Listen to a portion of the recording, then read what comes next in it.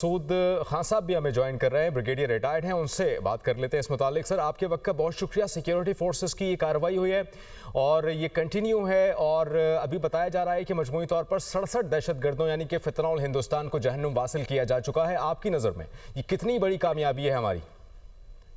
ये देखें, ये कि एक पुरज़म है जो आपके रिजॉल्व को जाहिर करती है। आपके अफवाज पाकिस्तान के रिजॉल्व है, जो सिक्योरिटी फोर्सेस का रिजॉल्व है और मिलिट्री लीडरशिप का रिजॉल्व है, गवर्नमेंट ऑफ पाकिस्तान का रिजॉल्व है कि हमने किसी सूरत में दहशतगर्दी पे कंप्रोमाइज नहीं करना है। फील्ड मार्शल आसिम मुनीर ने पहले भी कहा था कि चंद सौ जो दहशतगर्द है वो बलूचिस्तान का फैसला नहीं कर सकते हैं। तमाम बलोच जो हैं 99.9% बलोच जो है मुहिब वतन है, जो मेन स्ट्रीम में है। ये चंद लोग हैं जो बैरून आकाओं के इशारे पे, चाहे वो अफगानिस्तान में बैठे हैं या इंडिया में बैठे हैं, उनके कहने पर ये कुछ कर रहे हैं। लेकिन देखें जिस तरीके से इनका पीछा किया जा रहा है, तो चेस का क्लीयरेंस ऑपरेशन हो रही, तो आप मजीद इसमें लोगों के आपको इतलात मिलेंगी।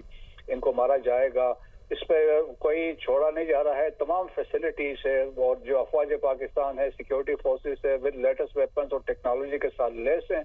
सो दैट्स वाई क्वाडकॉप्टर्स का भी इस्तेमाल हो रहा है, एविएशन का भी इस्तेमाल हो रहा है। तो एक एक बंदे को ढूंढ के चुन के मारा जाएगा, तो दिल विद नो कम्प्रोमाइज। तो एक वाज़ेह मैसेज है इंडिया के लिए भी, अफगानिस्तान के लिए भी। आप जो कुछ भी करें, जो भी फैसिलिटेशन आप करेंगे, इनको बख्शा नहीं जाएगा। और अगर ये जरूरत पड़ेगी तो जहाँ से ये हमले ऑर्गेनाइज हो रहे हैं अफगानिस्तान से, और मेनली बात आती है निमरोज प्रोविंस की और कंधार की, तो पाकिस्तान ने पिछले साल एक मुजाहरा किया था जब हमने काबुल और कंधार में स्ट्राइक्स किए थे। So it is entirely up to the Afghan Taliban regime की वो क्या सोचते हैं। लेकिन पाकिस्तान का बड़ा वाज़ेह मौक़िफ़ है और हमने जिस तरीके से बॉर्डर्स क्लोज किए हुए हैं तो उसके भी असरात हम देख रहे हैं। So Pakistan will not compromise on its sovereignty and security of its region. Sir, आपके ख्याल में रियासत को अब किन अगले इक़दामात पर तवज्जो देनी चाहिए ताकि बाकी मानदा जो दहशतगर्द अनासर हैं मौजूद इन इलाकों में, उनका मुकम्मल तौर पर अब खात्मा हो जाना चाहिए? और आप समझते हैं कि अब फैसला कुन मरहले में दाखिल हो चुकी है ये फितना और ख़ारिज के खिलाफ जंग जो सिक्योरिटी फोर्सेस की है? जी हाँ, बिल्कुल। आप देखें पिछले ऑलमोस्ट 3 महीनों में पाकिस्तान में हमने देखा है दहशतगर्दी में कमी भी आई है और इसके साथ साथ फैटेलिटी या कैजुअलिटीज में भी कमी आई। क्यों आई है? क्योंकि आपने बॉर्डर क्लोज किए हैं, उससे एक बड़ा फर्क पड़ा है। जो कुछ हो सकता था तो उससे भी एक है। और फिर देखें कि ऑलरेडी हम वो तमाम स्टेप्स उठा रहे हैं जो अफवाज सिक्योरिटी फोर्सेस ने लेना है, अफवाज पाकिस्तान ने लेना।